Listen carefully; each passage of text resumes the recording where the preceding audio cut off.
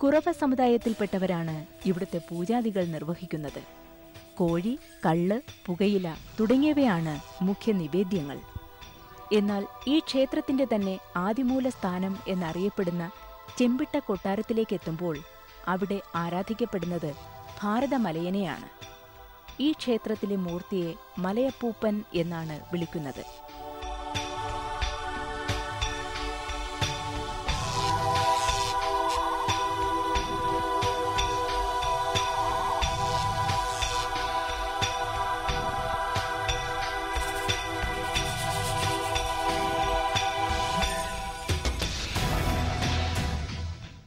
ഈ സമുദായം കുറവ സമുദായം എന്നാണ്. കുറവ സമുദായത്തിൻ്റെ മറ്റൊരു അഭാന്തരഭാവമാണ് ഈ വേല സമുദായം. അതുപോലെ തന്നെ പാണർ, പിന്നെ കാക്കാന്മാർ, പിന്നെ ഈ പുറങ്ങാടി എന്ന് പറയുന്നൊരു ഗ്രൂപ്പുണ്ട്.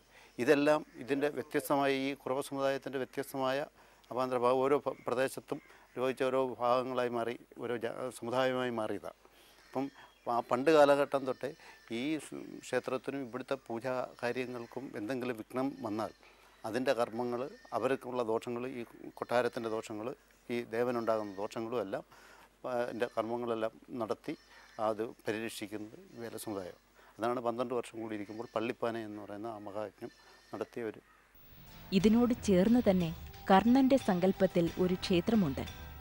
കൂടാതെ ക്ഷേത്രവുമായി ബന്ധപ്പെട്ട നിരവധി മലനടകളും നമുക്ക് കണ്ടെത്താനാവും. ഇതിൽ പലതും ശകുനി, ദുശാസനൻ തുടങ്ങിയ കൗരവ പക്ഷപാതികളാണെന്ന് വിശ്വാസമുണ്ട്.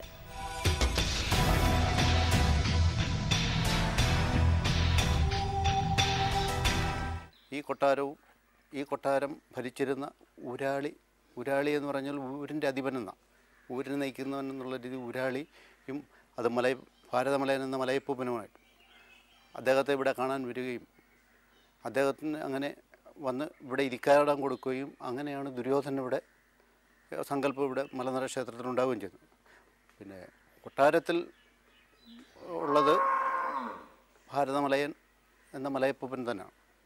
ആ മലയപ്പൂപ്പനെ സങ്കല്പിച്ചുകൊണ്ടാണ് അതിൻ്റെ പിൻഗാമികളായ ഇന്ന് ആ വിഭാഗത്തിൽപ്പെട്ടവർ തന്നെ അതിൻ്റെ പിൻഗാമികളായ കുടുംബം. ആ കുടുംബത്തിൽ എന്ന് പറഞ്ഞാൽ ഇവിടുത്തെ കുടുംബ വ്യവസ്ഥ എന്ന് പറയുന്നത് അനന്തരാവകാശമാണ്. മരുമക്കത്തായ വ്യവസ്ഥയാണ് ഇപ്പോഴും നിലനിൽക്കുന്നത്. ഒരു ഊരാളി കഴിഞ്ഞാൽ അദ്ദേഹത്തിൻ്റെ സഹോദരി പുത്രൻ അനന്തരവനായിരിക്കണം ഊരാളി. അങ്ങനെയാണ് ഇവിടുത്തെ ആ ഭരണ സംവിധാനമൊക്കെ.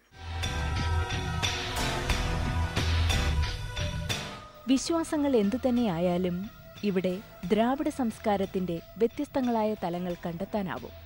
ക്ഷേത്രത്തിലെ നിവേദ്യങ്ങൾക്കു പുറമെ ഉത്സവാദികളും കെട്ടുകാഴ്ചകളുമെല്ലാം ഇതിനുള്ള തെളിവുകളാണ്.